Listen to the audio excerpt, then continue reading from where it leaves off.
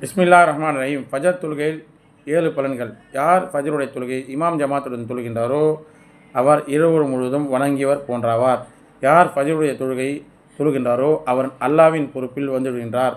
3வது, யார் ஃபஜருடைய தொழுகை தொழுகின்றாரோ நூறுன் யௌமுல் கியாமா, நாளை மறுமையில் கியாமத் நாளில் அல்லாஹ் அவர்களுக்கு பிரத்யேகமான ஒரு பேர் ஒளியை தருவான்.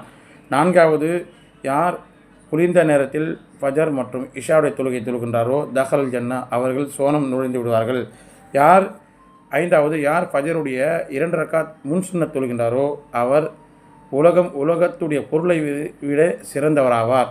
6வது, ஃபஜர் தொழுகை என்பது முனாஃபிக்களுக்கு ஃபஜர் மற்றும் இஷா தொழுகை முனாஃபிக்களுக்கு கஷ்டமானதாக இருக்கும், முஃமின்களுக்கு லேசானதாக இருக்கும். முஃமின்களுக்கும் முனாஃபிக்களுக்கும் வித்தியாசம் காட்டும் தொழுகையாகும். 7வது ஃபஜர் தொழுகை மலக்குமார்கள் கலந்து கொள்ளக்கூடிய தொழுகையாக இருக்கின்றது.